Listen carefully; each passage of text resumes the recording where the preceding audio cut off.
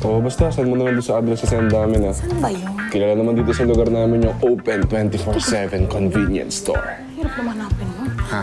Alam niyo naman yun, no? Oo, ano ulit yung street Saan ba nito? kasi? May... Excuse me, boys. Tatanong ko lang sana kung... Mamaya ka na, Bek. Nakita mo may kausap kami, oh. Sumisingit ka pa. Eh, customer din. Bek, wag ka na nga magulo. Tatanong lang. Roy? Bek, ano ba yan? Ako na lang. Ha? Sige na, Bek. Sige na. Buti pa si Do. Ay, thank you, ah. Saan ba dito yung shampoo? Shampoo lang pala, oh. Teka, kunin ko, teka. Marami kaming shampoo dito, pero ito ang recommend ko. Naka-discount pa to. Ayan ba?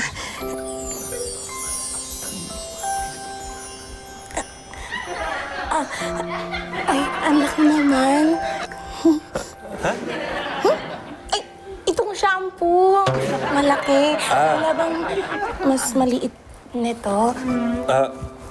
Hindi. Sorry. Malaki lang talaga binibenta namin. Ay, sige. Okay na to. Pwede na to. Okay na yan? Sige. Thank you, ah. Welcome. Salamat.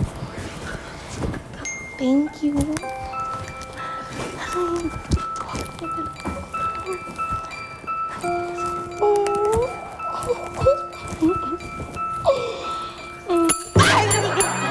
Bayan, Micaela! Paano? Paano yung mga tingin mo kay Do? Sobrang lagkit. Malagkit na malagkit. Fall na fall yan. Kamaingay mo eh. Baka marinig ka nila. Eh ano naman kung marinig nila ako? 2024 na, no? Hello, Bekbek. It's 2024. Meron siyang iba, okay lang, na babae ang nagfa-first move. Sa bagay. May point ka naman. So, ano na sa tingin mo? Anong dapat kong gawin para kay Do? Ano ka ba? Ang dali lang. Ikaw gumawa ng first move, ikaw ang manligaw. Ako? Oo. Tapos, mali mo, ma-inlove siya sa'yo.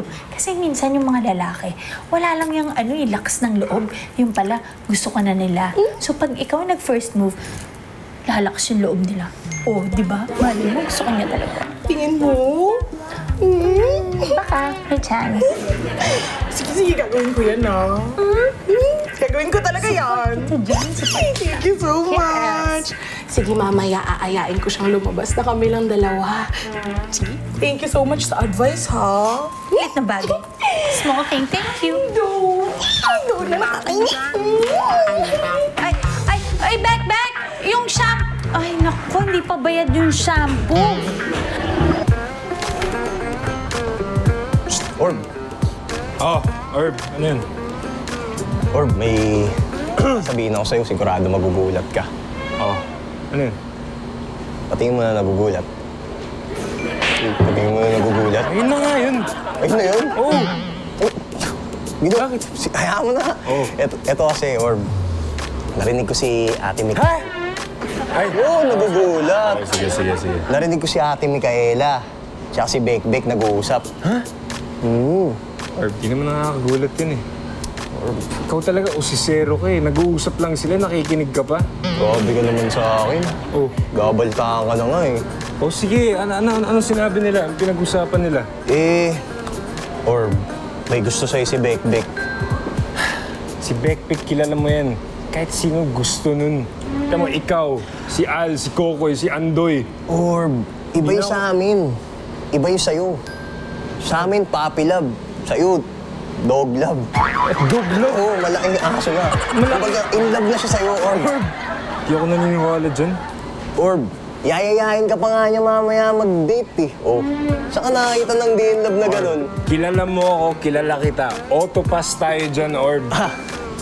Baka naman kaya mo dinedeny in love ka rin kay Bekbek. Orb. Kahit katiting man yan, wala akong gusto dun. Maniwala ka sa akin. Kahit konti, walang Kahit chance. konti, Orb. O sige nga.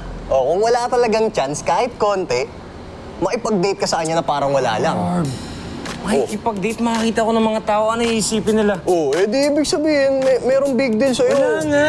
Hindi, kasi di mo kaya makipag-date ng wala lang eh. Parang magkaibigan lang kayo, oh. Isipin mo, sasama ka lang naman sa kanya, oh. Oh, di ba? Sige, papatunayan ko sa'yo, Orb. Oh. Wala akong gusto doon kahit titing man yan.